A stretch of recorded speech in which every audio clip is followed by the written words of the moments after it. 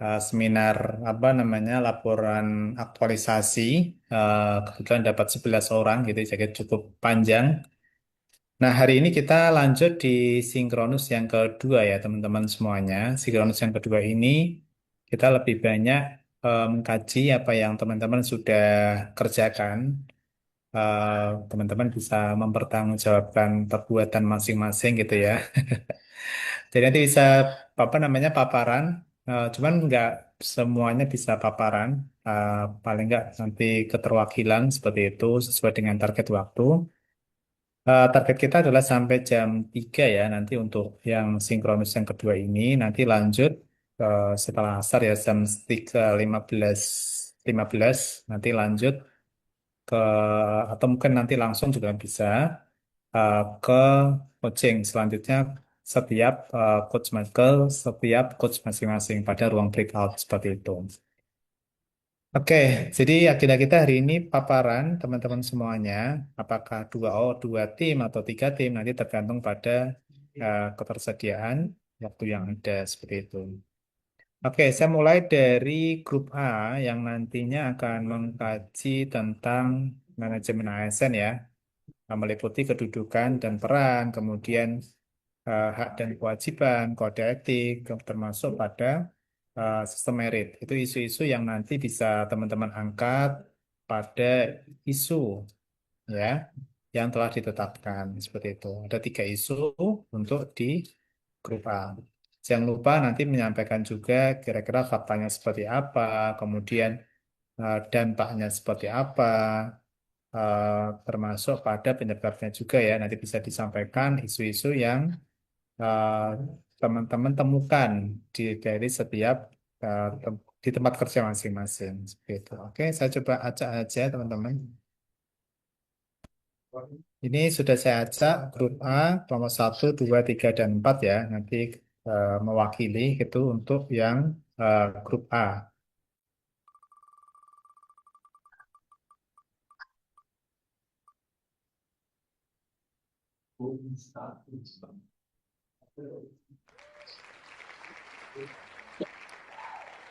Oke, grup A kelompok 4.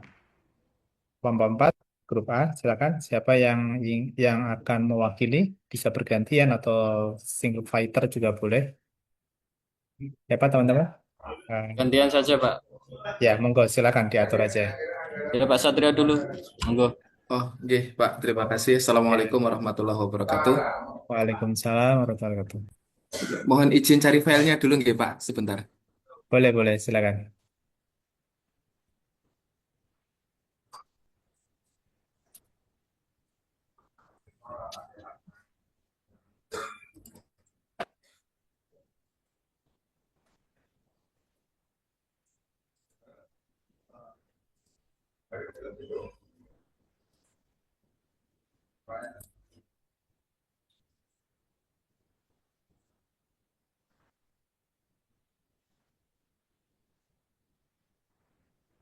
Ya, Bismillah. Assalamualaikum warahmatullahi wabarakatuh.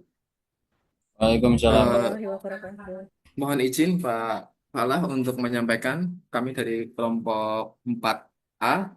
Di sini kebetulan kami semalam berdiskusi dan masing-masing anggota itu mencantumkan satu, Pak.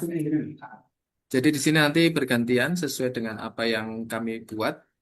Pertama, saya share screen untuk punya saya dahulu. Sudah terlihat, Pak? Sudah, sudah. Oke. Oke, kami dari kelompok 4A terkait identifikasi dan deskripsi isu implementasi manajemen ASN. Langsung ke isunya mawon nggih, Pak? Iya, Di boleh. sini isu yang pertama adalah peran ASN guru madrasah lingkungan Kementerian Agama. Isunya kinerja atau kreativitas dan disiplin guru yang belum optimal.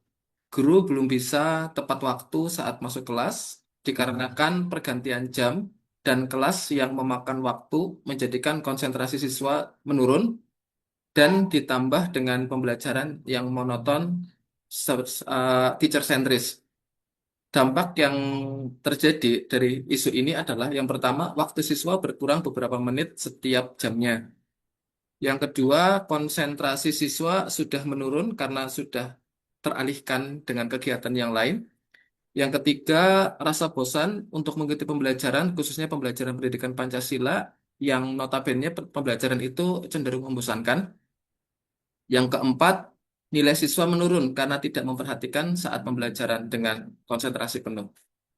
Terus, usul penyelesaian yang kami terapkan di sini adalah guru sesegera mungkin berpindah kelas saat bel berbunyi.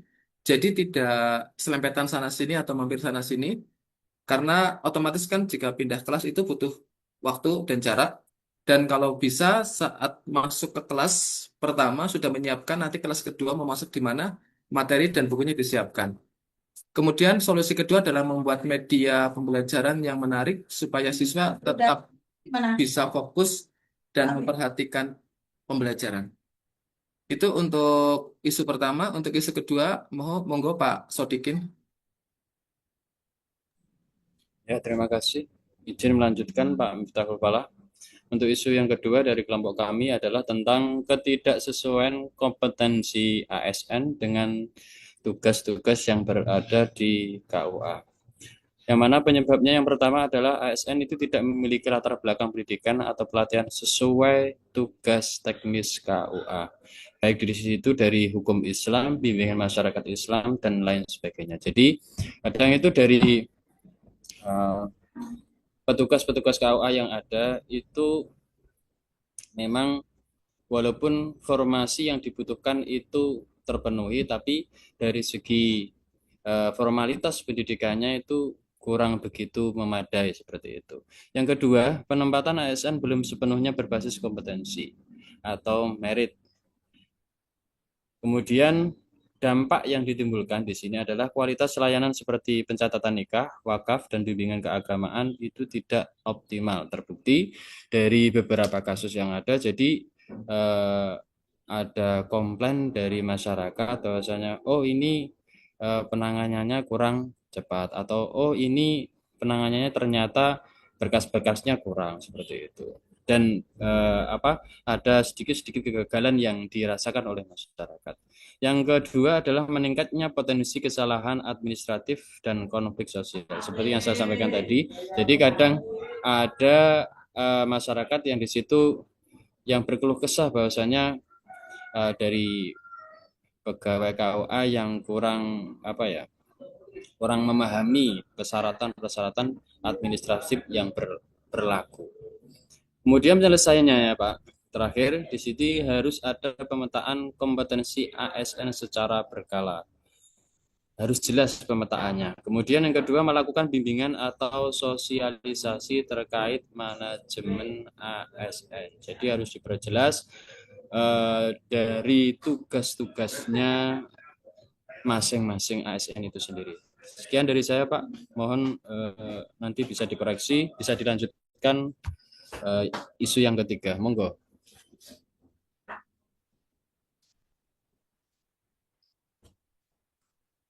Yang ketiga mau ganti apa saya sekalian? Sekalian Pak Sat, Pak Sat, Yang ketiga Pak Said kados ya Pak. Pak Said mau presentasi? Oke, Bapak. Assalamualaikum warahmatullahi wabarakatuh. Terima kasih atas waktunya. Untuk core isu aktual yang ketiga adalah kurangnya minat pasangan calon pengantin untuk menikah di balai nikah KUA, karena banyak pasangan lebih memilih menikah di luar KUA seperti di rumah atau di gedung ataupun tempat lain, meskipun sudah difasilitasi nikah di kantor KUA itu gratis gitu. Fenomena ini menjadi perhatian karena berdampak pada kualitas pelayanan dan efisiensi anggaran negara. Penyebabnya yang pertama, fasilitas dan tampilan kantor KUA mungkin kurang representatif bagi Jatim. Terus kurangnya promosi dan edukasi kepada masyarakat bahwa menikah di KUA itu gratis dan sah secara hukum. Kemudian budaya masyarakat lebih memilih resepsi dibanding prosesi sakral pernikahan di KUA. Kemudian penyebab selanjutnya ASN di KUA belum maksimal menjalankan peran edukatif dan pelayanan yang ramah. Akhirnya hal ini berdampak pada meningkatnya beban kerja penghulu di luar kantor tanpa peningkatan fasilitas pendukung, terus inefisiensi anggaran karena layanan luar kantor memiliki konsekuensi logistik tambahan, mungkin transport dan lain sebagainya. Kemudian kantor KUA menjadi kurang dimanfaatkan atau bahkan kurang memberikan manfaat secara optimal kepada publik. Dan menurunnya citra KUA sebagai pusat pelayanan keagamaan yang nyaman dan layak. Kemudian untuk penyelesaian dari segi kacamata manajemen ASN, yang pertama dilihat dari kedudukan dan peran ASN bahwa ASN di KUA harus proaktif menjalankan peran sebagai pelayan publik. Kemudian dari hak dan kewajiban, ASN berhak mendapatkan dukungan sarana dan prasarana untuk menunjang kinerjanya. Kemudian untuk kode etik dan disiplin, ASN harus berperilaku ramah, inklusif, dan tidak membeda-bedakan. Kemudian selanjutnya, untuk bawah lagi, Bapak Satrio, untuk sistem merit, ASN yang berhasil menginisiasi inovasi pelayanan, misalnya paket layan di KUA yang menarik, layanan digital booking, layan foto dokumentasi gratis, dan lain-lain dapat diberikan penghargaan gitu. Berikutnya di bawahnya, kemudian untuk contoh inovasi bisa membuat sudut foto, terus menyediakan ruang akad yang indah bersih, promosi lewat media sosial, testimoni catin misalnya, dokumentasi pernikahan di KUA dan lain-lain, kemudian kolaborasi dengan penyuluh agama untuk sosialisasi ke masyarakat.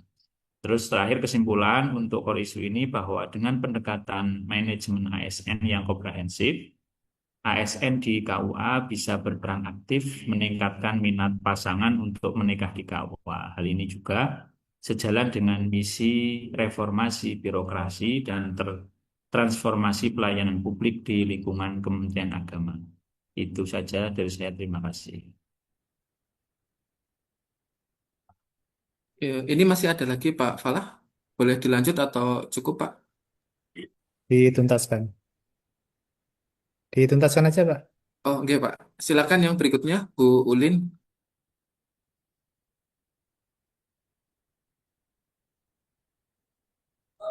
Maaf Pak Satrio, saya isi yang nomor 5 Pak.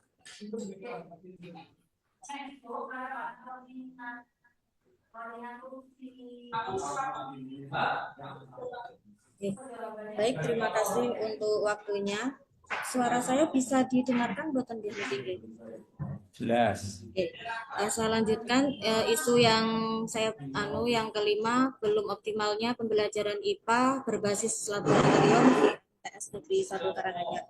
Untuk jenis manajemen ASN-nya yaitu berupa kedudukan dan peran ASN, di mana guru ASN memiliki kedudukan sebagai tenaga pendidik yang profesional sekaligus peran strategis dalam mengimplementasikan pembelajaran berbasis laboratorium.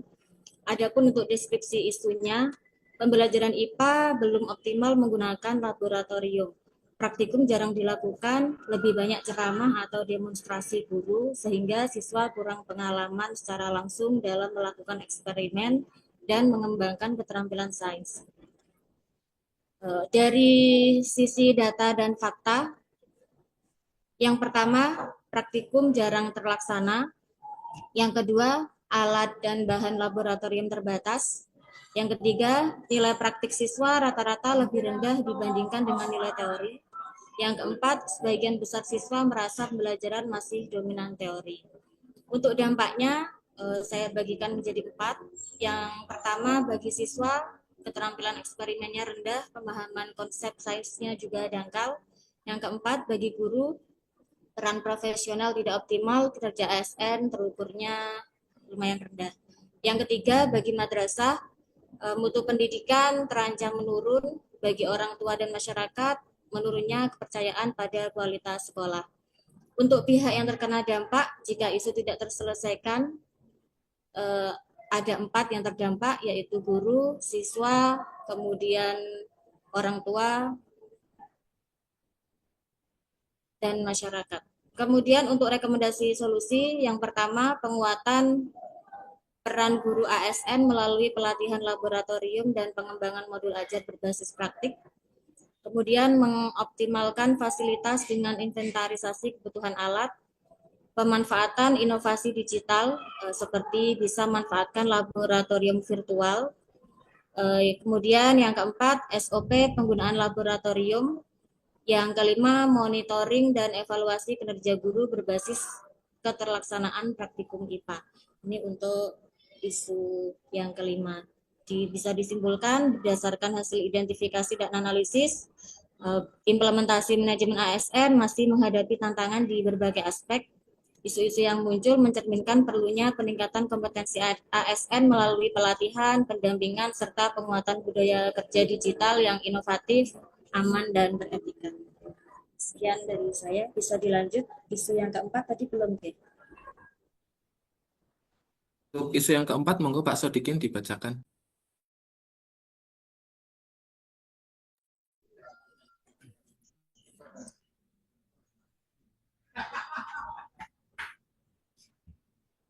Isu yang keempat di sini membahas tentang banyaknya arsip akta nikah di KUA yang tidak tertata dan tidak terjaga dengan baik di beberapa KUA, terutama KUA yang saya tempati di sini itu juga termasuk mungkin ya Pak.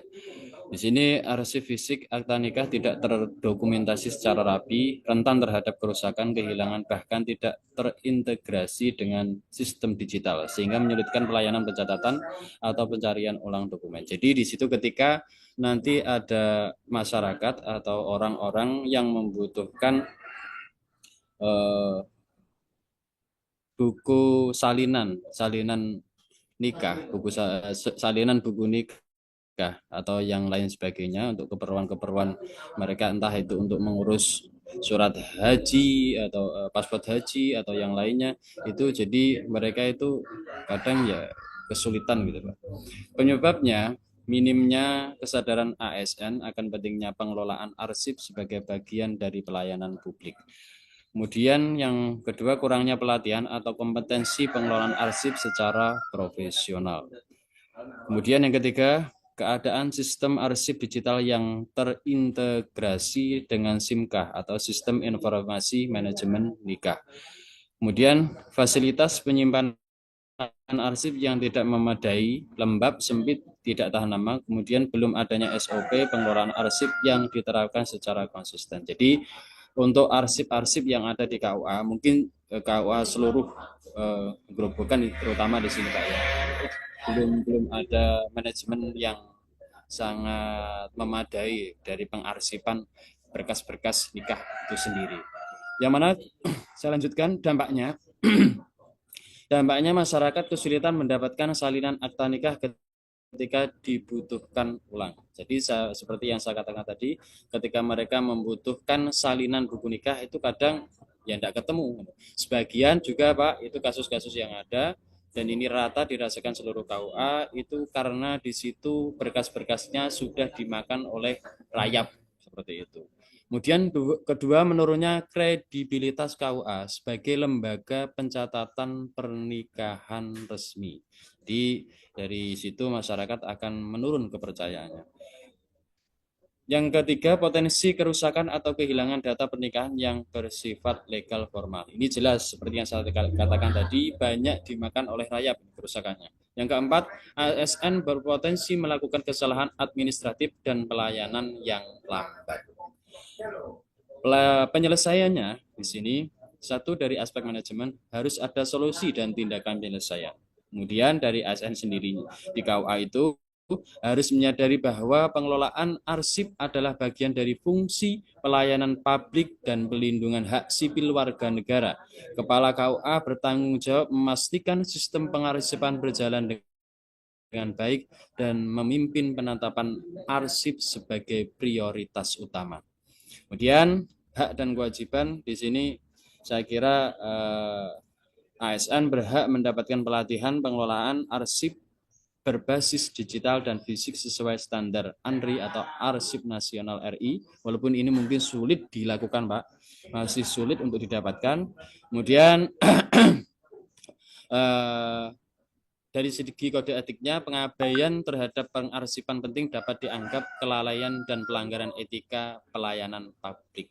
Maka di situ ASN harus menemukan solusi-solusi yang dibutuhkan. Seperti itu, Pak. Nah, di sini solusinya adalah bekerja secara akuntabel dan profesional dalam pengelolaan dokumen negara. Kemudian dari sistem merit, ASN yang berprestasi dalam digitalisasi arsip atau membuat sistem persiapan yang tertib dapat diberi penghargaan dan promosi berbasis merit. Yang mana kinerja ASN harus diukur dari kualitas layanan administratif, termasuk kecepatan dan keakuratan dalam pencarian data arsip. Sekian dari kelompok 4. Lebihnya mohon maaf dan terima kasih. Saya kembalikan ke Bapak Miftahul Falah. Oke, baik. Ke kelompok 4, grup A ya. Kita kasih applause buat paparannya. Ya, baik. Terima kasih Pak Satrio, Pak Sodikin, Pak Said ya.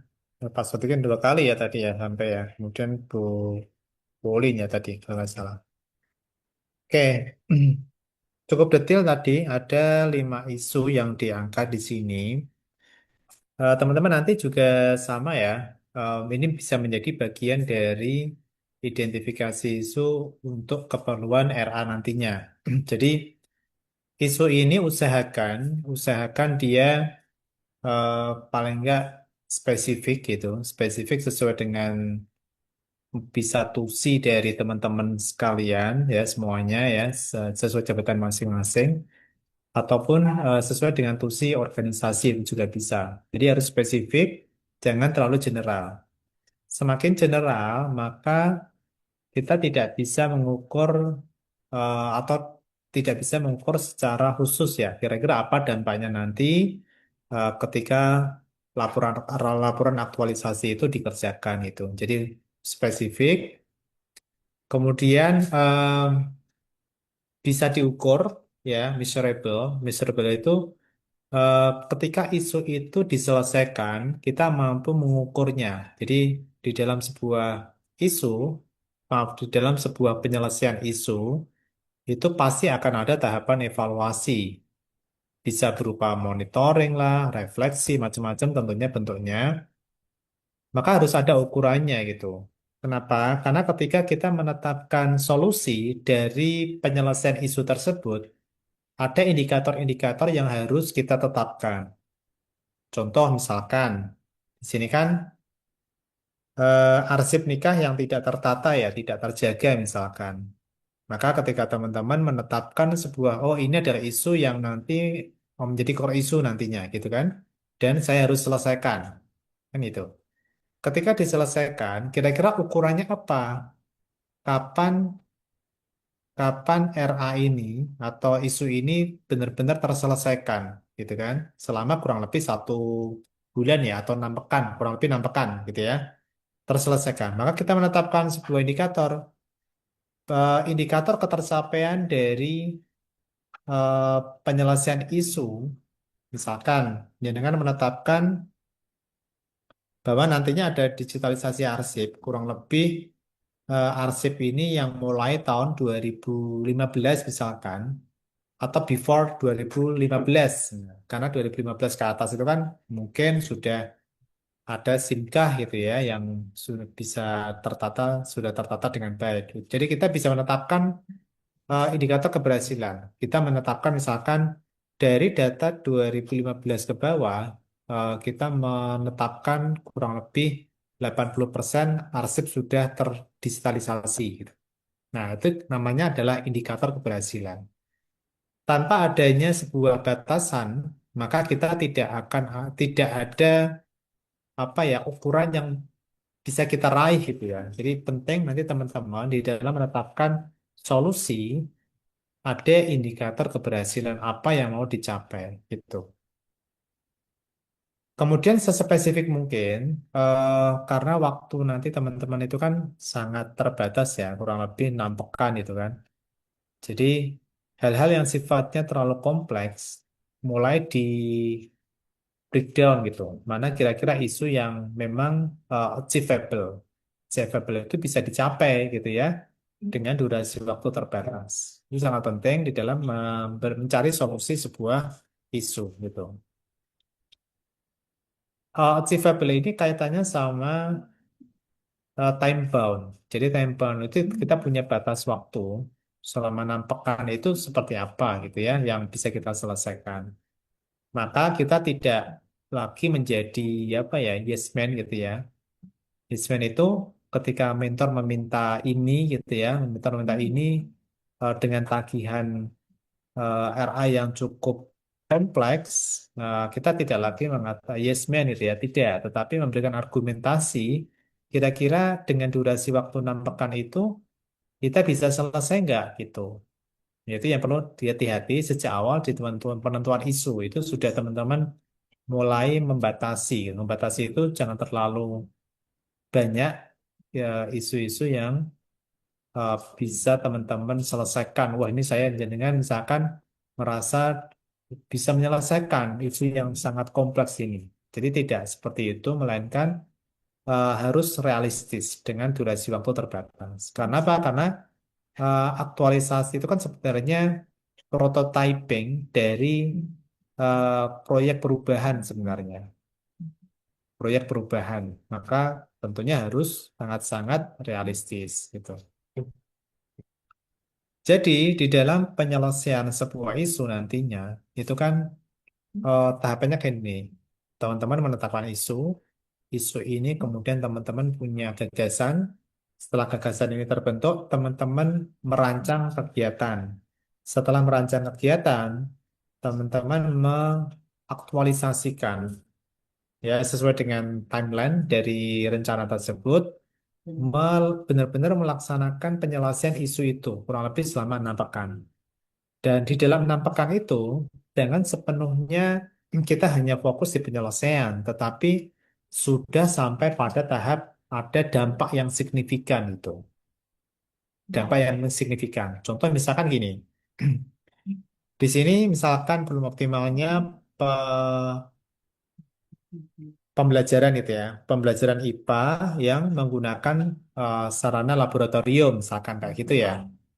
Nah, mungkin dari Bulin ya bisa menetapkan itu bahwa oh ini ada Bulin sebagai apa? Laboran atau sebagai guru IPA?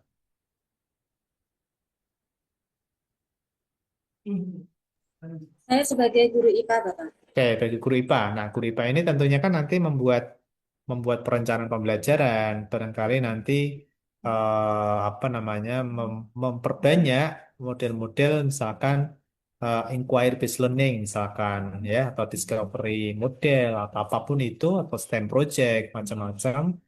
Nah, dari sana kan kita nggak sekedar dari pembelajarannya aja ya, tetapi bisa sampai ke impact-nya. Kira-kira dengan melalui treatment yang iteratif, ya, beberapa kali itu ada nggak dampak yang bisa dirasakan oleh siswa. Kemudian selain itu paralel dengan bagaimana manajemen dari laboratorium itu juga benar-benar diperbaiki gitu. Karena tanpa itu, kenapa guru jarang sekali eh, masuk ke lab? Karena preparasinya panjang, waktunya terbatas.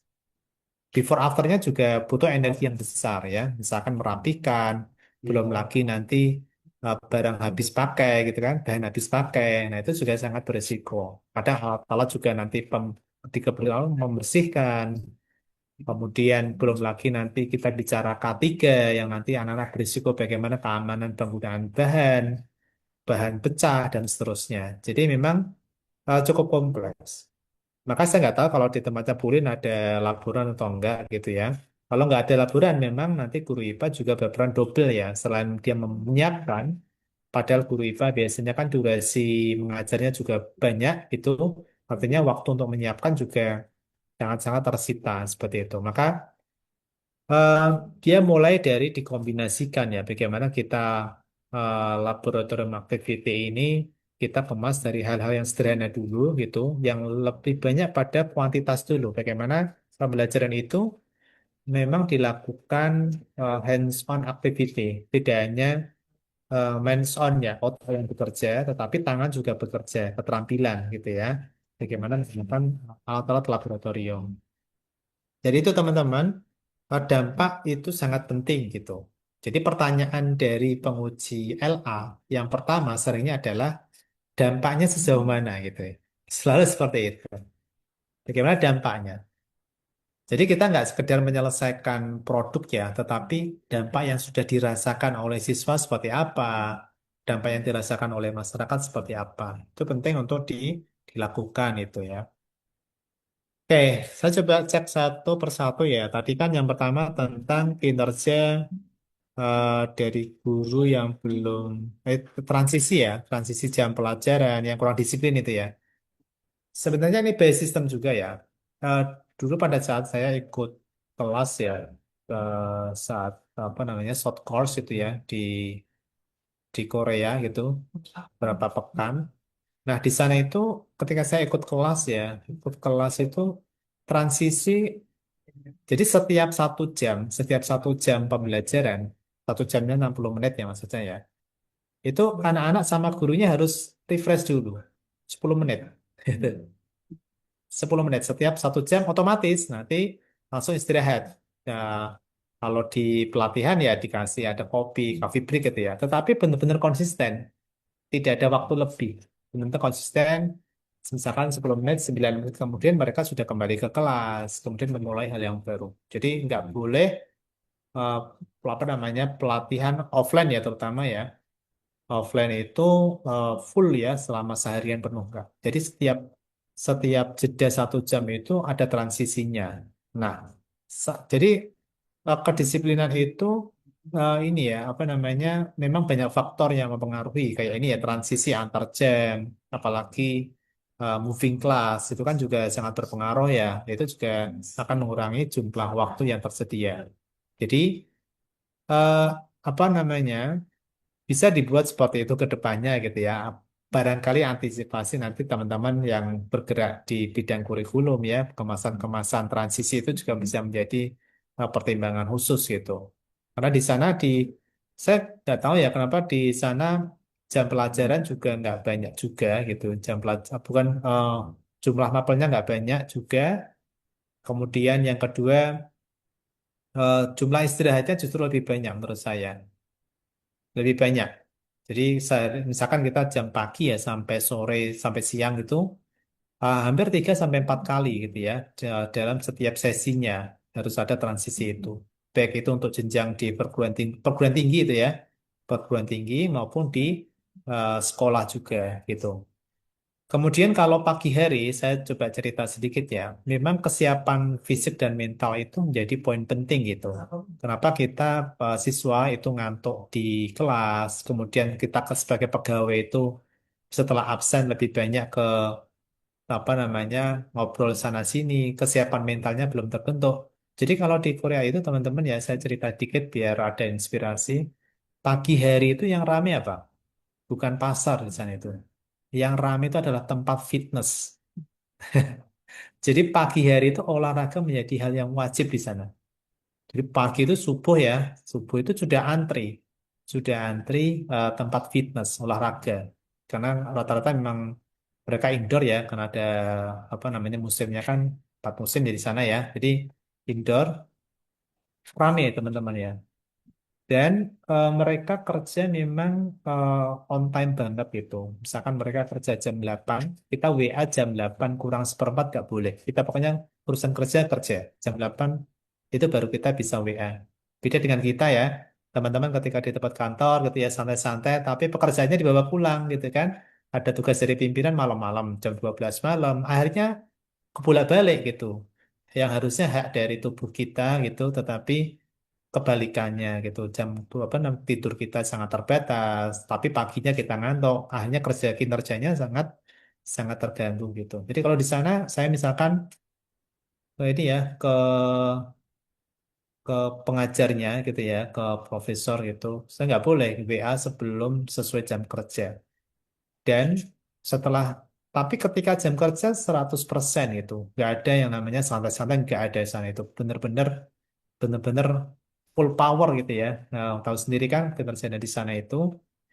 Kemudian eh, ketika contoh misalkan ya, saat itu saya di perguruan tinggi gitu, perguruan tinggi eh, TU-nya aja gitu ya, modal sebesar itu hanya sekitar 3 atau 4 orang saja diisi untuk menangani semua mahasiswa sebesar itu gitu. Kemudian selain itu setelah selesai eh, jam kerja jam 4 itu, udah setelah itu kita nggak boleh WA lagi. Dan dari pimpinan tidak akan WA mahasiswanya. Benar-benar digunakan untuk waktu olahraga, kemudian waktu istirahat. Tidak boleh kita kontak walaupun lewat WA selain jam kerja. Itu yang benar-benar sana 100% memenuhi hak tubuh mereka gitu ya.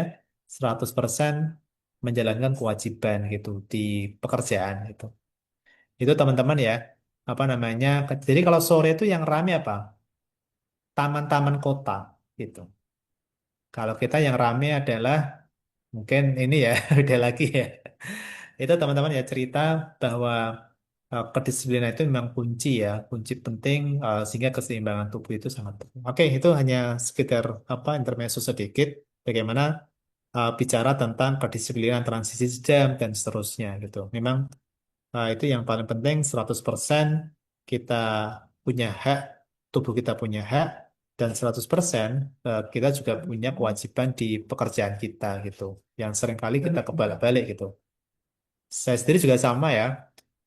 Kalau sampai rumah itu udah HP, kemudian laptop ya saya off kan gitu.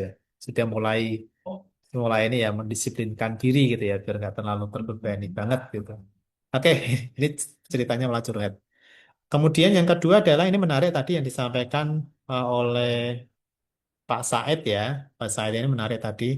Kurangnya minat calon pengantin, pasangan calon pengantin ini menikah di akad nikah ya, barangkali di KUA gitu. Dan solusinya juga menarik karena memang ini ya, pertama eh, pleasure juga.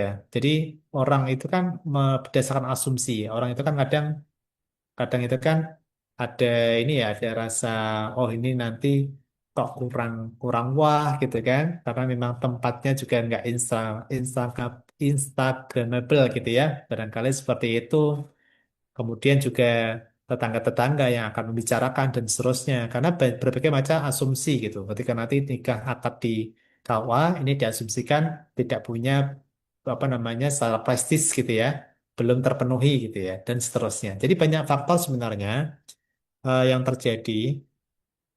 Tapi ketika tadi solusinya dari Pak Said menarik, tempatnya dibuat lebih representatif, kemudian apalagi ini dari teman-teman penghulu ini kan rata-rata Gen Z ya, bisa nih dikemas dalam, apalagi calon pengantin itu kan rata-rata Gen Z juga, dia usia-usia muda yang pengen berkesan, kemudian mudah diposting di media sosialnya, bisa nih dibuat tempat-tempat yang menarik pada frame tertentu gitu ya, nggak harus semua gedung, nggak harus, tetapi pada bagian tertentu ruang-ruang akad ini dibuat yang lebih menarik dan seterusnya. Itu bisa jadi salah satu daya tarik dari calon pengantin gitu. Karena yang benar ketika ketika di luar kan tentunya menguras waktu ya dari penghulu untuk berpindah satu tempat ke tempat yang lain gitu. Gitu. Walaupun saya nggak tahu kalau nikah di luar itu apa namanya ada tambahan biaya nggak? Misalkan menikahkan di tempat yang lain gitu. Gimana Pak Said itu? Kalau untuk penghulu Ah, itu ada biaya ditransfer langsung ke negara sebesar 600.000 nanti untuk penghulunya diberi jaspro berapa lah. Tapi oke. jauh dekatnya tidak diukur, sementara medan-medan di daerah-daerah tertentu itu sangat sulit gitu. Hmm, kalau di tempatnya Pak Said misalkan berapa penghulunya Pak? Kebetulan ini ada rekrutmen baru, Hmm, sebelumnya satu saja, satu kantor, sekarang sudah tiga, yang dua oh, CPNS baru, yang satu penghulu senior. oke. Tapi kalau daerahnya cukup terpencil gitu ya, jadi berpindah Betul. satu tempat ke Mm. tempat yang lain. Jadi kadang mulainya ini ya pagi banget ya Pak. Betul, kalau kebetulan yang jauh banget medannya sulit, kebetulan daerah kami kan cukup Oke, eh, desa. cukup desa ya bilang aja pelosok itu Pak. Pelosok. Gitu. Em, apalagi kalau musim orang nikah gitu ya, itu biasanya bulan-bulan apa besar gitu ya. bulan Eh, besar gitu, itu wah kan luar kadang juga sih. penuh banget ya Pak. Betul, nggih. Jadi Ah, selain kami sebagai penghulu kewalahan, takutnya mm, juga masyarakat kurang kurang mendapatkan servis yang memadai. oke, memang ini apa ya, ada hari baik gitu ya. Hari baik itu kadang juga plus minus ya. Akhirnya terjadi penumpukan pernikahan itu ya. Yang paling sepi itu bulan apa Pak? Wah, haram, Pak. Nah, Muharram. Tidak ada promo Muharram. khusus gitu ya. Karena Ah, tradisi mengenai bahayanya nikah pada bulan Muharram. iya, benar juga. Iya, oke oke. Makasih ini menarik ya tentang tadi. Maka ini kurangnya minat. Jadi kalau kurangnya minat pasangan calon pengantin, yang kita fokuskan. Jadi isu itu kita mengambil fokus ke layanan, bukan ke subjek eksternal. Contoh misalkan kurangnya minat pasangan calon pengantin, ya itu kan faktor eksternal. Memang mereka tidak berminat. Maka kita fokusnya kemana? Angle kita adalah di bisa ini seperti ini ya. Kurangnya misalkan edukasi tentang apa namanya, ya yang sederhana aja, edukasi tentang layanan akad nikah di KUA misalkan. Jadi lebih fokus di layanan kita, termasuk pernikahan dini. Tingginya angka pernikahan dini, maka kita nggak bisa langsung menurunkan, kan gitu. Tetapi kita fokusnya adalah di layanan sebagai seorang penyuluh atau penghulu misalkan. Seperti apa hal yang menjadi isu? Misalkan kurangnya edukasi tentang resiko pernikahan dini, misalkan. Jadi fokus kita adalah di edukasinya, bukan ke penurunan angka pernikahan dini, gitu. Karena ketika itu dijadikan isu dan menjadi indikator yang nanti kita harus selesaikan, kita nggak mungkin bisa menurunkan angka pernikahan dini dalam waktu 1 bulan gitu. Tapi kita bisa menaikkan kualitas edukasi dari resiko resiko dari pernikahan dini. Itu bisa kita lakukan gitu. Itu teman-teman ya. Angle kita adalah angle layanan, bukan angle eksternal yang nggak bisa kita kendalikan gitu. Oke, kemudian tadi ketidaksesuaian ASN sesuai dengan tusi KUA. Ini angle-nya kalau kita lihat pada ketidaksesuaian, termasuk guru juga sama. Ada beberapa guru yang over, ada yang kurang gitu kan. Kadang kan ngajarnya macam-macam gitu ya. Nah, kalau kita angle-nya adalah di urusan kepegawaian, kita nggak mungkin bisa mengganti guru tersebut dengan guru yang sesuai dengan keahliannya gitu. Nggak bisa. Tetapi yang kita ambil adalah angle bagaimana kita memberikan apa penguatan. Karena kalau ada kondisi khusus gitu ya, tidak ada pilihan gitu pengajar, misalkan guru yang sangat kurang kan seringnya guru bahasa Jawa ya, guru seni musik yang sangat kurang seringnya seperti itu. Maka yang kita fokuskan apa? Di layanan pengembangan kompetensi, gitu kan? Tetap perlu di penguatan seperti itu. Nanti yang jadi ketika ada isu, kita ambil yang bisa kita lakukan. Hal-hal yang bisa kita ubah, itulah yang menjadi fokus perhatian kita, gitu. Oke, itu serasa cukup ya untuk kelompok 4 grup A sudah memaparkan dengan sangat baik ya poin-poinnya dan ini memang isu-isu yang sering terjadi di lokasi gitu. Oke, baik, terima kasih. Terima kasih Lanjut. Pak Pala. Ya, sama-sama. Sekarang kita lanjut di grup B. Grup B tentang Smart ASN gitu ya. Grup B. Saya coba acak dulu grup B-nya.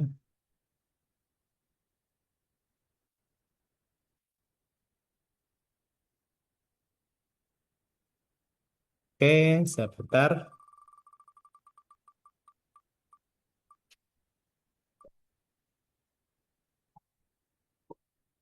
Oke, grup B kelompok 2. Baik, silakan. Grup B kelompok 2 bisa memaparkan tentang Smart ASN.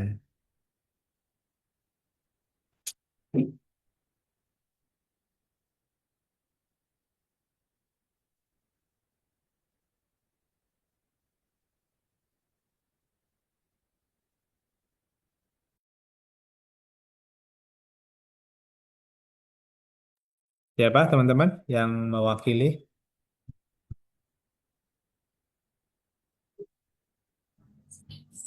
Bapak izin untuk pindah terlebih dahulu. Oh ya, ini baru di terminal kayaknya. Ada suara bis. Suaranya rame banget kayaknya. Bu Vidya. Oke.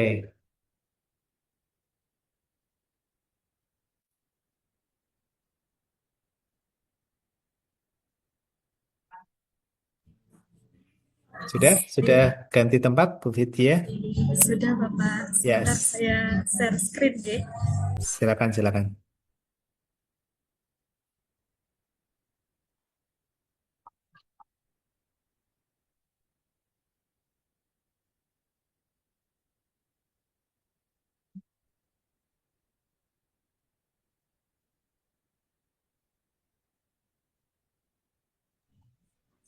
Bapak, apakah sudah terlihat? Sudah? Sudah bisa di zoom sedikit, Bu Vidya?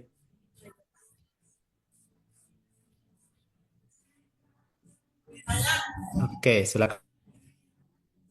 Sebelumnya, terima kasih atas kesempatan yang diberikan. Assalamualaikum warahmatullahi wabarakatuh. Kami dari kelompok 2B yang di sini kami akan mempresentasikan mengenai agenda kedua tugas aksi peran 1 yaitu tentang Smart ASN. Di sini nanti saya bersama dengan kelompok saya akan mempresentasikan mengenai isu-isu yang kami angkat Smart ASN dan nantinya masing-masing dari kami itu kemarin sudah memberikan isu-isu terkait dengan instansi masing-masing ya Pak. Jadi nanti akan bergantian untuk presentasinya. Mungkin yang pertama dari Ibu Diah Rumian ya Bu. Monggo untuk dipresentasikan dulu Bu. Oke, baik. Terima kasih. Assalamualaikum warahmatullahi wabarakatuh. Terima kasih atas waktu yang diberikan. Sebelumnya saya mengangkat isu ini. Ini isu yang saya temukan di satuan kerja saya, nggih, Bapak. Eh, saya satuan kerjanya ada di MTS. Saya sebagai guru bahasa Inggris, isu yang saya temukan adalah minimnya perbendaharaan kosakata bahasa Inggris siswa di madrasah tempat saya bekerja. Data dan fakta yang saya temukan adalah yang pertama, sebagian besar guru itu hanya mengandalkan materi dari textbook atau buku teks yang tanpa ada perluasan kosakata melalui beberapa praktik. Eh, Hal ini adalah termasuk dari masalah Smart ASN terkait dengan digital culture. Setelah itu yang kedua, data dan fakta yang saya temukan adalah adanya keterbatasan media pembelajaran yang interaktif berbasis kosakata berupa games, aplikasi, atau kartu kata. Hal ini membuat siswa menjadi cepat bosan karena pembelajaran yang terkesan monoton. Ini termasuk dengan digital skill. Yang ketiga adalah eh, dari data dan fakta yang saya temukan adalah adanya akses internet di madrasah yang belum merata, terutama di wilayah pedesaan karena madrasah saya termasuk di daerah pedesaan sehingga eh, internetnya terbatas, Bapak, hanya di beberapa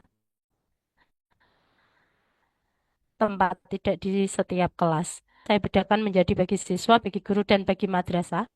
Bagi siswa, jika isu ini tidak diselesaikan, maka dampaknya adalah yang pertama menurunnya motivasi belajar siswa. Karena media pembelajaran yang digunakan sangat monoton dan kurang interaktif. Yang kedua adalah partisipasi siswa menjadi minim karena tidak ada alat atau metode yang mendorong mereka untuk menjadi lebih aktif dalam berdiskusi dengan teman-temannya. Bagi guru, jika hal ini tidak diatasi, maka akan mengakibatkan terbatasnya media pembelajaran yang interaktif menyebabkan guru kesulitan mengembangkan pembelajaran berbasis komunikasi atau communicative learning. Yang kedua, kurang efektifnya waktu pembelajaran. Jika guru tetap menggunakan metode konvensional, maka waktu yang tersedia tidak akan termanfaatkan secara efektif. Bagi madrasah, yang pertama, madrasah akan tertinggal dalam inovasi pendidikan, sehingga madrasah kurang mampu bersaing dengan madrasah yang terintegrasi teknologi digital. Yang kedua, citra madrasah atau citra lembaga menjadi kurang modern karena kurangnya pemanfaatan teknologi. Selanjutnya adalah alternatif solusi yang bisa diberikan bagi siswa. Alternatif solusinya adalah siswa dapat belajar secara mandiri melalui gawainya masing-masing. Nah, jadi nanti siswa bisa diarahkan untuk belajar menggunakan gawainya masing-masing melalui aplikasi berbasis bahasa Inggris yang bisa diakses dari internet. Yang kedua, pengembangan kemandirian belajar siswa. Dengan media digital, siswa dilatih belajar secara mandiri untuk mencari media belajar lain di luar jam pelajaran. Bagi guru, solusi yang bisa saya taruhkan yang pertama adalah pemanfaatan platform digital. Di sini guru bisa memanfaatkan aplikasi sederhana sebagai media pembelajaran interaktif, seperti contohnya Quizzes, Wordwall, Canva, dan lain sebagainya. Yang kedua, guru bisa melakukan kolaborasi, baik antar guru mapel maupun non-mapel,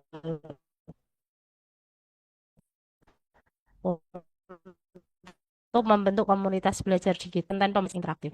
Solusi bagi madrasah yang pertama adalah peningkatan infrastruktur TIK seperti pengadaan proyektor dan jaringan internet integrasikan antara kurikulum dengan teknologi digital.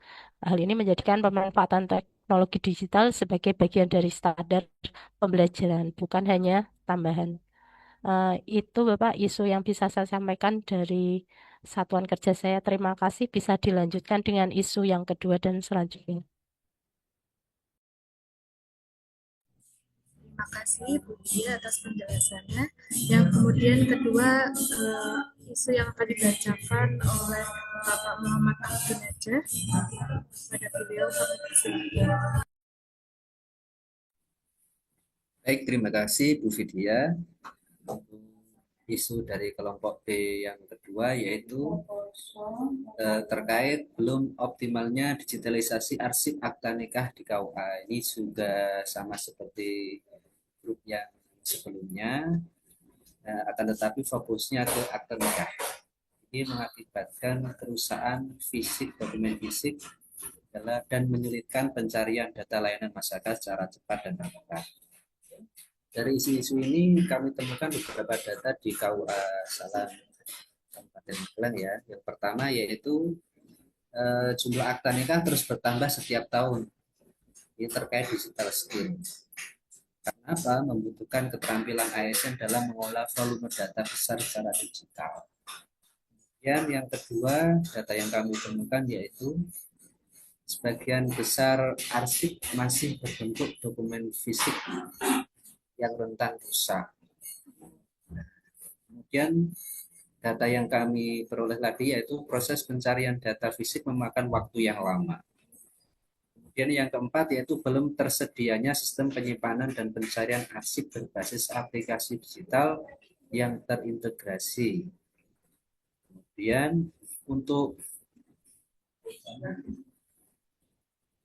selanjutnya dari data dan fakta yang kami temukan di lapangan itu dampak jika isu tersebut tidak segera terselesaikan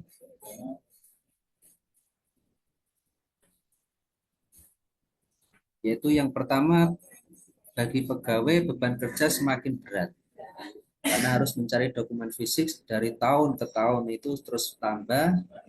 Kemudian yang kedua produktivitas menurun karena waktu pelayanan lebih lama. Kemudian yang ketiga dampaknya yaitu rentan melakukan kesalahan administrasi. Mungkin karena akte nikahnya rusak ataupun sulit terbaca karena dulu masih manual memakai pulpen gitu, tidak memakai printer. Kemudian tekanan atau stres karena banyak sekali keluhan masyarakat. Kemudian yang kelima yaitu profesionalisme ASN dipandang rendah. Maka dari itu dampak yang terjadi apabila demikian itu di masyarakat yang pertama yaitu proses layanan akta nikah menjadi lambat dan memakan waktu lama sedangkan banyak sekali layanan yang harus dikerjakan di KUA kalau tidak segera digitalisasi nanti akan memakan waktu lama sehingga akan memperbanyak antrian di dalam pelayanan. Kemudian yang kedua, resiko penolakan atau tertundanya pelayanan karena dokumen tidak ditemukan. Ini kadang bisa terjadi karena sulitnya mencari data yang ditemukan, terutama di KUA itu untuk tahun 60-an ke bawah itu masih menggunakan nama alias ya. Nama apa, nama anak atau nama anak, terus nanti ketika sudah tua itu sudah berbeda nama. Nah, ini yang juga sulit ditemukan. Padahal itu untuk keperluan seperti mengurus haji, mengurus ahli waris dan lain-lain. Kemudian yang ketiga, kerugian administratif maupun hukum bila dokumen rusak atau hilang. Ini juga rawan, padahal backup dari arsip itu manakala nanti semisal buku nikah itu hilang, itu masih ada backup arsip di KUA. Sedangkan yang seperti Pak Sotikin bilang tadi kan kebanyakan sudah dimakan rayap, ini sudah umum di semua KUA. Kemudian timbul rasa tidak puas dan berkurangnya kepercayaan terhadap KUA. Kemudian terhambatnya hak sipil masyarakat yang membutuhkan data dokumen akta nikah sebagai dasar. Itu dampak yang diperoleh dari masyarakat. Kemudian solusinya bagaimana? Yang pertama terkait digital skill, itu mengadakan pelatihan insentif bagi ASN KUA, tapi tentunya bukan kewenangan kami ya untuk mengadakan pelatihan ini. Mungkin apabila dari pimpinan atau atasan bisa memberikan wacana terkait ada pelatihan. Kemudian meningkatkan kompetensi ASN dalam mengoperasikan sistem pencarian data berbasis digital. Tentunya tidak semua dari Gen Z ya pegawai KUA itu, maka harus ditingkatkan baik itu secara mandiri belajar ataupun nanti ada pelatihan-pelatihan. Kemudian dari segi digital culture itu membangun budaya kerja bisnis digital di lingkungan KUA. Jadi dibiasakan untuk sering walaupun sudah usia-usia tua tapi jiwa-jiwa muda mungkin bisa mengikuti perkembangan digital. Kemudian yang kedua, membiasakan penggunaan sistem elektronik dalam setiap pelayanan administrasi. Yang terkait digital etik yaitu menjamin kerahasiaan dokumen akte nikah dan tidak menyalahgunakannya, karena beberapa hal itu terkait tentang penyimpanan dokumen dan lain-lain itu kan perlu ilmu khusus ya, padahal di dalam KUA itu bermacam-macam, yang khusus teknik di dalam penyimpanan kearsipan itu belum sepenuhnya bisa.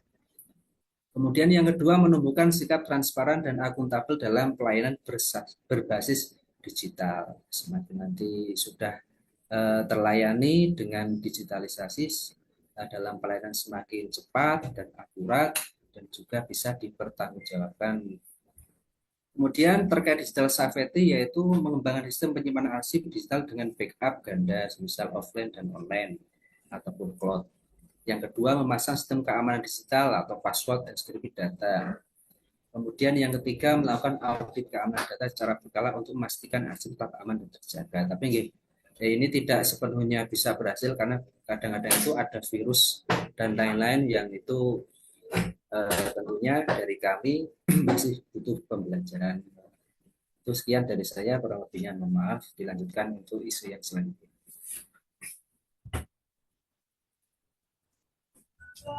Terima kasih untuk Pak Abdul Najah. Kemudian isu yang ketiga yaitu dari saya sendiri. Di sini sebelumnya saya dari Satker Madrasah ya Pak. Saya ditempatkan di Madrasah Sanawiyah Negeri 2 Pekalongan sebagai guru TIK. Di sini saya mengangkat isu belum optimalnya pemanfaatan TIK adaptif dan literasi coding oleh guru dalam pembelajaran yang berdampak pada keterampilan pemecahan masalah siswa. Nah, berdasarkan permasalahan isu tersebut, saya menemukan beberapa data dan fakta yang terjadi di lingkungan tempat kerja saya. Yang pertama yaitu banyak guru, khususnya di konteks madrasah ini merasa kurang siap dalam mengajarkan coding dan memanfaatkan TIK secara adaptif karena keterbatasan pelatihan formal dan pengalaman praktik. Umumnya, guru masih mengandalkan materi dari buku dan menjelaskan melalui teknik ceramah dan belum mengetahui keterampilan coding yang dapat diintegrasikan ke dalam pembelajaran. Hal ini terkait dengan digital skill yang dimiliki oleh guru. Nah, hal ini perlu disoroti karena ASN guru ini perlu meningkatkan keterampilan menggunakan teknologi yang relevan dalam pembelajaran. Yang kedua adalah keterbatasan media pembelajaran interaktif berbasis gamifikasi sehingga membuat siswa ini cepat bosan. Ini termasuk ke dalam kategori digital culture, karena tanpa inovasi pembelajaran digital dan coding, jadi di sini coding itu bisa berarti proyek berbasis proyek ataupun trial dan error, dan kemudian bisa ya berupa project. Ini sehingga nanti kreativitas dan kolaborasi, ketangguhan dalam menghadapi masalah ini kurang berkembang bagi siswa, sehingga ini melemahkan transfer keterampilan pemecahan masalah dari konteks TIK ke konteks akademik yang lain. Kemudian fakta yang lain adalah keterbatasan infrastruktur perangkat, konektivitas ataupun sumber belajar interaktif di lingkungan madrasah.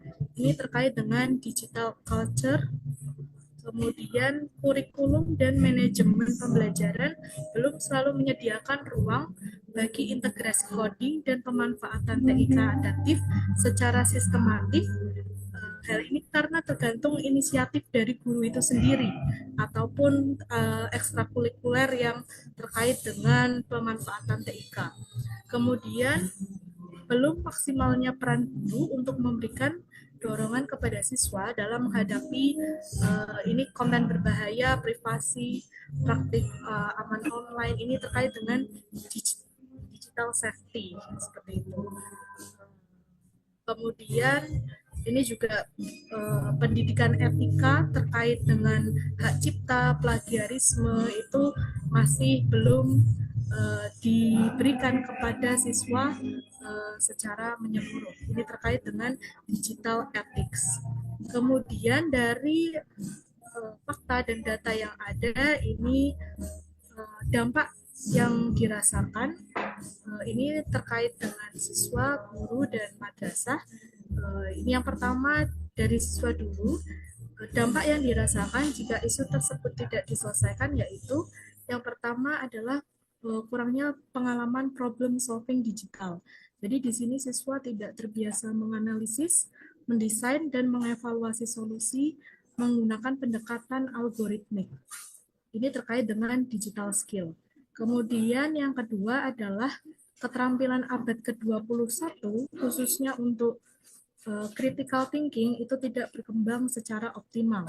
Ini terkait dengan digital skill. Kemudian rendahnya kesiapan siswa dalam menghadapi dunia kerja. Ini mungkin nantinya masih bisa dikembangkan secara lanjut. Ini terkait dengan digital skill. Kemudian minimnya pengetahuan mengenai etika digital dan kemampuan siswa dalam membangun kebiasaan aman digital. Ini terkait dengan digital safety dan digital ethics. Kemudian partisipasi siswa juga masih minim karena ini masih belum ada metode yang mendorong siswa untuk lebih aktif dalam bertanya dan berdiskusi antar teman. Ini terkait dengan digital culture. Kemudian dampak yang dirasakan terhadap guru jika isu ini tidak terselesaikan adalah yang pertama, terbatasnya kompetensi pedagogis digital. Jadi guru kesulitan mengintegrasikan TIK adaptif dan coding ke dalam pembelajaran karena seperti yang kita tahu bahwa kurikulum kita selalu berkembang dan ini juga nantinya diprediksi coding ini akan masuk ke dalam setiap pembelajaran seperti itu. Yang kedua adalah ketergantungan pada metode tradisional. Ini terkait dengan kurangnya inovasi dalam mengembangkan strategi belajar berbasis problem solving. Kemudian beban profesional meningkat karena harus mengejar ketertinggalan literasi digital. Ini terkait dengan digital ethics. Kemudian dokumen pembelajaran maupun perangkat pembelajaran ini belum terintegrasi satu sama lain, sehingga rawan untuk kehilangan dokumentasi. Ini terkait digital safety. Kemudian dampak yang dirasakan oleh madrasah yaitu yang pertama, inovasi pembelajaran menjadi terhambat karena madrasah sulit beradaptasi dengan tuntutan kurikulum dan perkembangan teknologi. Kemudian daya saing madrasah menurun dibandingkan sekolah lain yang sudah lebih maju dalam pemanfaatan coding dan TIK. Yang ketiga, kurangnya budaya digital, sehingga madrasah tidak membentuk ekosistem belajar berbasis teknologi yang sehat, aman, dan etis. Yang keempat, citra lembaga bisa dipandang ketinggalan zaman oleh masyarakat jika tidak mampu mengikuti arus digitalisasi pendidikan. Kemudian, solusi yang diberikan atas isu tersebut yaitu yang pertama, secara digital skill ini mengadakan pelatihan intensif bagi guru mengenai penggunaan aplikasi TIK adaptif dalam pembelajaran. Nah, ini nantinya tentunya kami koordinasikan dulu, terutama saya itu dengan pimpinan, khususnya di sini adalah kepala madrasah, ya Pak. Kemudian yang kedua, meningkatkan kompetensi guru dalam mengintegrasikan kemampuan coding dalam pembelajaran.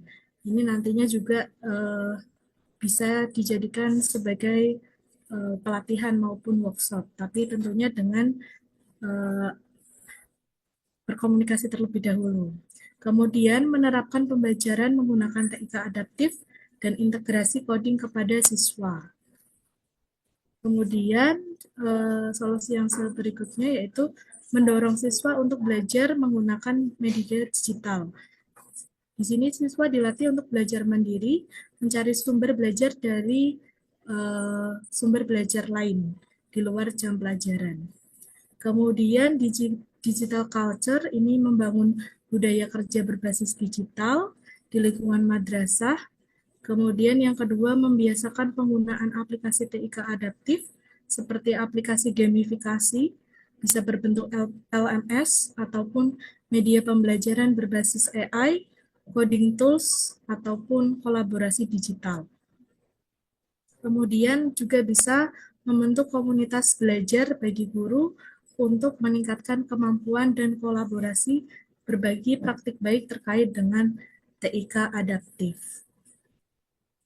Kemudian di sini juga ada digital ethic dan digital safety, ini memberikan edukasi kepada guru dan siswa dalam mengenai kebiasaan-kebiasaan aman dalam bermedia digital, maupun pengetahuan mengenai hak cipta, plagiarisme, ataupun yang lainnya yang terkait dengan UU ITE seperti itu. Mungkin dari saya sendiri seperti itu, Pak. Terima kasih. Isu selanjutnya akan dibacakan oleh rekan saya, Bapak Miftah Zaman. Monggo Bapak Miftah. Oke, ya silakan. Maaf, Bisa Bu Eko. dipercepat sedikit nggak apa-apa. Poin-poin Maaf, aja. maaf Bu. Mas Eko yang menyampaikan untuk isu Oke, yang keempat. Oh ya, monggo Oke, Pak silakan. Eko. Cek. Ngapunten apa suaranya sudah masuk nih, Ya, Bapak Ibu? silakan. Poin-poinnya aja, Pak Eko. Oke, siap. Nanti. Untuk mohon izin saya paparkan sedikit tentang isu yang sudah saya peroleh sedikit di madrasah saya. Yang terakhir isu yang saya akan paparkan yaitu kurangnya pemahaman tentang etika dalam seperti hak cipta materi pembelajaran, perlindungan data siswa, dan perilaku profesional sebagai ASN di media sosial. Untuk data dan fakta yang saya temukan yaitu ditemukannya materi ajar yang diunggah ke platform kelas tanpa menyertakan sumber atau izin yang valid. Contoh dari artikel atau infografis dan segala macam. Untuk beberapa akun selanjutnya yaitu ada beberapa akun media sosial guru eh, yang memuat konten pribadi yang dapat menimbulkan persepsi tidak profesional sebagai tenaga pendidik. Yang selanjutnya yaitu terdapatnya kasus pelaporan ada satu insiden kecil terkait penyebaran foto kegiatan siswa eh, ke grup wali kelas atau publik tanpa seizin orang tua atau wali. Selanjutnya untuk apa solusinya yang menurut saya yaitu yang pertama, kasus pertama yaitu ketika pengunggahan guru sebaiknya mencantumkan sumber asli atau nama penulis atau penerbit dari yang ada. Terus menggunakan sumber yang memiliki lisensi terbuka atau Creative Commons atau Open Access dan lain-lain. Terus selanjutnya untuk sebagai konten pribadi guru di medsos, solusinya sebaiknya dapat membuat atau membagi akun, yang pertama akun profesional, yang kedua akun secara privat, dan mengikuti pedoman etika secara bermedia sosial sebagai ASN atau pendidik. Terus yang ketiga untuk kaitannya dengan penyebaran foto tanpa izin itu bisa diterapkannya SOP publikasi foto atau video di madrasah yang mensyaratkan kaitannya dengan izin tertulis orang tua atau segala macam. Paling seperti itu Bapak Miftah yang sudah saya paparkan sedikit dari isu yang sudah saya dapatkan. Terima kasih. Oke, baik. Ada lagi? Sudah, Pak. Sudah ya. Baik, terima Iya. kasih. Iya. Terima kasih. Kelompok berapa tadi? Kelompok 2 ya. Kelompok 2 grup B. Oke, kita kasih aplaus untuk grup B kelompok 2. Demikian presentasi dari kelompok kami. Terima kasih. Wassalamualaikum warahmatullahi wabarakatuh. Waalaikumsalam warahmatullahi wabarakatuh. Oke, terima kasih untuk kelompok 2. Jadi ada 4 isu ya yang sudah diangkat di sini dengan diiringi musik ya dari Bu Vidya ini. Jadi setiap transisi musiknya beda. Tadi awal-awal itu sampai saya catat Bu, ini Bu. Pertama ini NAF gitu ya. Terus transisi lagi, kedua itu jadi Kus Plus. Nah, ketiga itu tiba-tiba jadi Pampers itu ya. Jadi ini itu menunjukkan dari imigran, digital imigran itu ya, ke ada Oke, generasi Pak. milenial ya, generasi Iya, milenial ya. betul, Pak. Oke, jadi terlihat Iya. dari musiknya. Baik, ada beberapa poin tadi yang disampaikan oleh Budia, Pak Najah, kemudian Bu Vidya sendiri dan Pak Eko ya. Yang pertama adalah tentang keterbatasan apa vocabulary ya, vocab, kosakata, bahasa Inggris, siswa di madrasah gitu. Jadi teman-teman, ketika kita mengkaitkan antara isu dengan sumber isu, kita lihat dari isunya ya, bukan dari solusinya. Itu bedanya. Jadi contohnya misalkan gini, seperti Bu Fitri ini kan mengatakan tentang TIK adaptif ya, bagaimana kemampuan problem solving, kemudian computational thinking ya dari sebuah apa siswa tersebut gitu kan. Nah ini memang benar, ini terkait sama uh, digital skill misalkan. Skill itu kan baik itu terkait dengan skill hardware maupun software ya. Um, Seperti itu. Jadi kita kaitkan ini sumber isunya dari mana? Sumber isunya adalah dari Smart ASN gitu. Ya, misalkan tadi disampaikan oleh apa namanya yang kelompok sebelumnya yang manajemen ASN tentang masih belum tertatanya tata kelola kearsipan, maka ini memang relevan dengan manajemen ASN itu. Walaupun nanti solusinya adalah di digitalisasi, ya. Wah, tetapi di sini isunya sumber isunya tetap apa? Tetap manajemen ASN. Karena yang kita lihat adalah bukan solusinya digitalisasinya, tetapi kita melihatnya pada isu utamanya apa? Oh, ini isunya terkait dengan manajemen ASN gitu. Itu teman-teman ya. Jadi kita fokusnya adalah di isunya, bukan di penyelesaiannya. Gitu. Oke, jadi yang pertama tadi tentang kosakata ya. Kosakata ini kan tentunya kemampuan siswa bisa dikaitkan dengan semata ASN, bisa jadi jika ini terkait dengan skill mereka di dalam mencari kosakata. Sekarang kan mudah ya mencari kosakata itu kan orang tidak lagi membuka membuka kamus Hasan Sazili gitu ya. Tapi sekarang orang orang lebih suka dengan ChatGPT bahkan itu kan. Oh, kalau mau tugas translate gitu langsung diunggah di ChatGPT ditranslatekan gitu. Apalagi sekarang kan GPT 5.0 kan dia sudah benar-benar thinker ya, sudah benar-benar seperti manusia menerjemahkannya karena memang data sumbernya kan sudah LLM ya istilahnya gitu yang sudah sangat melimpah gitu.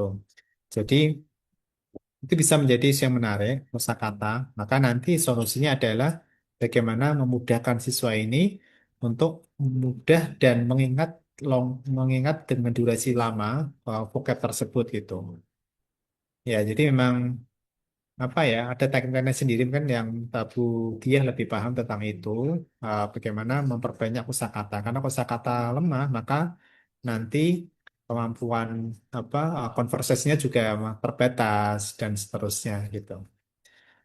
Oke, yang kedua adalah tentang hampir sama kayak tadi yang di grup A, yang kelompok 4 tentang digitalisasi arsip ya. Ini juga menjadi problem utama di mana-mana seperti itu. Tetapi problemnya memang tidak mudah gitu. Misalkan ini digitalisasi arsip, arsipnya itu lama, kadang mereka kayak kayak ini ya, kayak kertasnya itu kayak saling jatuh cinta, tahu ya, lengket itu.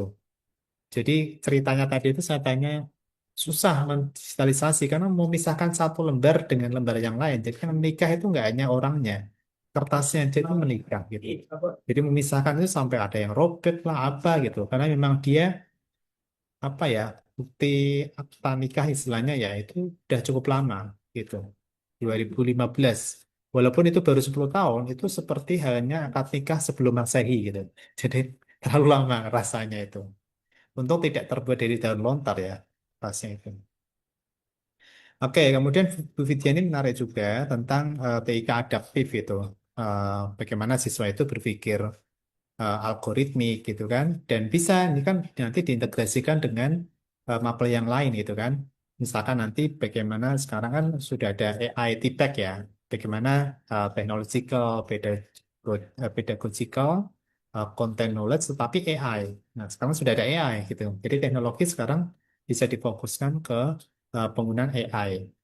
Bahkan sekarang kan sudah nggak lagi menggunakan istilah HOTS ya, tetapi bukan higher order thinking skill, tetapi sekarang itu higher order prompting skill sekarang itu. Jadi taksonomi belumnya aja sebelum sebelum apa namanya eh, remembering, mengingat itu sekarang ada yang namanya discovering. Bagaimana siswa itu bisa mendapatkan sebuah konsep tersebut.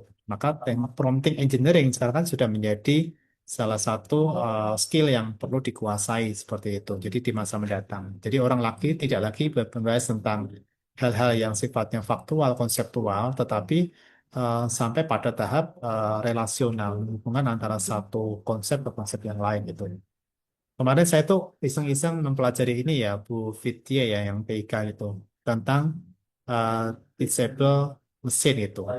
Disable mesin miliknya Google gitu. Bagaimana kita Oh bisa gitu. mendeteksi apa gambar berbasis image, berbasis bone ya, gerakan Oh itu, ya. kemudian di training sehingga kita bisa membuat konklusi dan menerjemahkan gambar itu gambar apa gitu. Nah, kemarin saya uji coba ini beberapa kasus itu kan, ya iseng-isengnya belajarnya kayak gitu.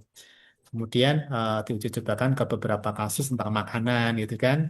Nah, kemudian gerakan-gerakan hewan yang nanti data setnya cukup banyak gitu. Jadi itu menarik ke depannya karena orang tidak lagi eh, bisa decision maker-nya sebagai orang itu menjadi decision maker, tetapi supply datanya bisa dari apa namanya AI ataupun yang lain gitu. Oke, ini menarik karena isunya sangat faktual. Yang terakhir adalah tentang etika ya, etika data-data pribadi. Ini memang benar digital apa etik gitu, safety maaf, digital safety.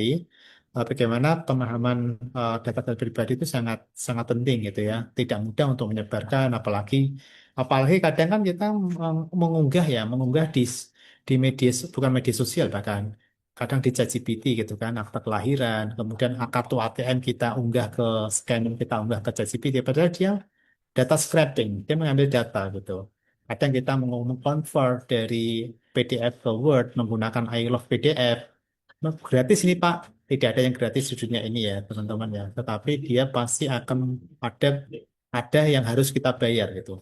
Karena nggak ada yang gratis. Pasti dia akan melakukan scraping data kita gitu. Jadi memang kadang kita nggak peka terhadap kondisi itu. Kalau Indonesia kan yang penting gratis gitu kan, halal gitu kan, gratisan. Padahal kan ada sesuatu yang dibayar. Kayak webinar atau seminar, kita selalu mengatakan, wah, saya selalu cari webinar yang gratis. Padahal nggak ada yang gratis. Data akan terbeli dari seminar itu atau webinar itu. Gitu ya. Jadi data itu sekarang menjadi aset yang mahal sebenarnya sekarang itu. Ya, kenapa sekarang banyak kegiatan-kegiatan yang gratis? Sebenarnya mereka membeli data kita, gitu ya. Jadi kadang kita itu nggak peka hal-hal yang sifatnya uh, apa namanya? Karena memang mereka melihat perilaku seseorang ya, orang Indonesia itu suka yang gratisan gitu kan, suka yang gratisan. Padahal untuk mengikuti kegiatan itu harus ngisi nomor HP, email, pekerjaannya apa, terbeli data kita. Kalau data terbeli, eh, penyelenggara itu bisa melihat profil gitu ya, profil data kita, insight-nya seperti apa, maka dia bisa menetapkan produk yang kira-kira disukai seperti apa. Jadi ke depan itu apa namanya data itu menjadi hal yang aset besar di dalam sebuah bisnis. Oke, mungkin itu teman-teman karena sudah jam 3 kurang 3 menit. Selanjutnya adalah apa ya? Saya sebenarnya nggak tega mengatakan tugas ya. Anggap saja ini apa ya? Hiburan gitu aja ya teman-teman ya. Ini tugas yang terakhir yang harus saya sampaikan itu karena memang pola yang diberikan dari LAN ya. Jadi ini yang terakhir ada 5 LK yang teman-teman nanti perlu selesaikan. Itu kan sudah 3 ya, sekarang 2. Yang pertama learning journal seperti biasa teman-teman. Ini learning journal. Kemudian yang ini tugas individu. Nah ini yang terakhir ini yang paling penting teman-teman. Ini sebenarnya apa namanya embrio dari rancangan aktualisasi yang teman-teman nanti buat. Oke, yang pertama nggak saya jelaskan karena normatif. Yang kedua ini nanti teman-teman di PLC sudah ada LK seperti ini bentuknya. LK ini nanti teman-teman tetapkan isunya. Jadi teman-teman menetapkan isu. Misalkan teman-teman masih menggunakan LK, bukan LK ya, di di agenda 1 dulu, monggo silahkan. Jadi teman-teman tetapkan 5 isu yang teman-teman nanti apa yang teridentifikasi ya seperti itu. Kemudian sumber isu teman-teman bisa mengisi apakah itu masuk ke manajemen ASN, apakah masuk ke kategori smart ASN isu tersebut gitu ya, bisa dipilih aja. Kemudian deskripsi isu, deskripsi isu itu isinya paling tidak memuat apa? Fakta dan data sebagai justifikasi dari isu tersebut ya. Teman-teman mengklaim bahwa ini adalah isu, fakta dan datanya apa, kemudian dampaknya apa, dampak dari isu tersebut. Jadi ini sebenarnya teman-teman sudah terlatih dari paparan hari ini gitu. Kemudian penyebabnya, termasuk reasoningnya. Jadi reasoning ini apa keterkaitan isu dengan sumber isu ini. Contoh misalkan, tadi kan tentang guru itu kan masih belum adaptif ya terhadap teknologi. Maka keterkaitannya apa? Smart ASN pada bagian digital skill misalkan itu. Jadi reasoning itu apa kaitan antara isu dengan sumber isu yang teman-teman pilih. Ya, kaitannya seperti apa. Itu 5 teman-teman yang nanti ini kalau bisa ini sudah mulai serius lebih serius itu idealnya sebenarnya konsultasi dengan mentor gitu karena ini sekalian teman-teman sudah mulai bekerja ke arah penyusunan RA ya 5 isu ini silakan disusun kemudian tapisan isu teman-teman lakukan dari 5 itu ditapis mulai dari APKL, USG maupun Fishbone ya di melewati 3 tapisan isu ini sehingga dari sini teman-teman akan mendapatkan core isu dan akar permasalahan. Saya nggak jelaskan ini karena sudah melewati agenda yang 1, sudah pernah dibahas. Kemudian gagasan pemecahan isu, kira-kira dari permasalahan ini, gagasan pemecahan isunya seperti apa? Gitu ya, gagasan pemecahan isu. Kemudian teman-teman tetapkan kegiatan, ya, kegiatan pemecahan dari core isu tersebut. Ya, kegiatan-kegiatannya apa? Syukur-syukur teman-teman menambahkan ini sekaligus teman-teman bisa menuliskan itu namanya tahapan kegiatan. Jadi kegiatannya misalkan menganalisis kebutuhan. Maka pertama misalkan tahapannya apa? Mengkonsultasikan topik kepada mentor. Kemudian yang kedua adalah mendesain produk dan seterusnya. Jadi teman-teman bisa menuliskan nomor kegiatannya apa? Kegiatan untuk merealisasikan dari gagasan pemecahan core isu. Kegiatan jumlahnya minimal 5. Ya. Kemudian tahapannya, setiap kegiatan bisa beberapa tahapan, seperlunya aja. Misalkan, tapi lebih dari satu ya. Boleh 2, boleh 3, boleh 4, silakan. Per kegiatan bisa diurai menjadi tahapan-tahapan kegiatan. Seperti itu. Oke, itu untuk tugas yang terakhir ya. Setelah ini sudah nggak ada tugas lagi ya. Seperti itu untuk LK yang kelima. Ini yang penting yang nanti teman-teman bisa, kalau ini cukup cukup bagus, maka nanti di LK-nya akan sudah direalisasikan gitu. Oke, silakan kalau ada pertanyaan. Pak, maaf mau tanya. Mau tanya Pak? Silakan. Pak, maaf mau tanya. Silakan Bu Preti. Pak, maaf untuk tugas yang ini, tugas yang tentang deskripsi isu, itu kalau satu isu itu ternyata sumber isunya bisa 2 gitu, bisa mboten Pak? Boleh. Ada manajemen ASN sama smart ASN-nya. Boleh. Sangat boleh. Oh, nggih. Berarti nanti dijabarkannya juga 2 nggih, Pak? Iya, ada reasoningnya. Nggih, matur nuwun. Sama-sama. Yang lain? Iya Pak, mohon izin bertanya. Iya. Untuk tugas yang ini kan hampir mirip dengan tugas yang di agenda 1 dulu ya Pak, cuman yang ini lebih detail. Iya. Kalau kita menggunakan yang dulu, itu boleh tidak Pak? Boleh, nggak apa-apa. Terus kita kembangkan lagi. Boleh. Jadi bekerja cerdas saja. Yang sudah dilakukan, kira-kira itu mirip, kerjakan aja. Ditindaklanjut. Gitu. Kemudian untuk batas pengumpulannya kapan Pak? Ya, ini sudah saya prediksi akan ditanya. Besok kan teman-teman kan mungkin kegiatannya tidak pagi ya, karena pagi saya nguji LA, semuanya WI rata-rata nguji LA. Insya Allah nanti kan setelah duhur ya, mungkin biar teman-teman bisa maksimal, saya kasih waktu sampai jam 10 gitu nggak apa-apa ya, biar nanti maksimal di sininya gitu. Jam 10 pagi. Jam 10 pagi, biar nanti setelah duhur teman-teman bisa kita bahas bersama. Gitu ya. Izin bertanya Pak. Siap Pak. Silakan Pak. Ini di template kan yang pertama minimal ada 5 isu, nggih. Iya, benar. Terus pas ketika diturunkan, apakah tiap isu nanti dibuatkan APKL OSG Fishbone atau hanya memilih salah satu dari 5 isu yang kita tawarkan di atas? Ya, satu. Jadi APKL itu kan nanti ke grading kan, di rating gitu. APKL kan dari 5 itu semuanya di rating. Setelah di rating, nanti diambil 3 besar itu untuk mungkin di USG. Di USG itu urgensi, seriusnya sama growth itu yang sudah teman-teman pelajari akan mendapatkan satu yang peringkat pertama. Ya, peringkat 1 dari USG inilah yang kita sebut sebagai core issue. Satu core issue dari USG ini, teman-teman nanti cari cause root-nya atau akar masalahnya.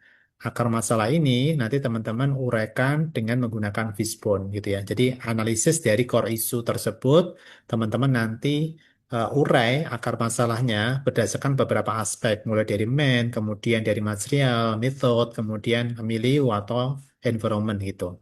Itu Pak. Oke. Oke, ada yang lain? Cukup teman-teman? Oke, kalau cukup ada lagi silakan Bu Dewi. Pak, mohon maaf tadi mau menanya tugas video ini individu. Nah, Mohon tadi di share screen lagi Pak, yang tadi itu. ya. Video learning journal Nah, ini. individu itu. Nah, Itu individu.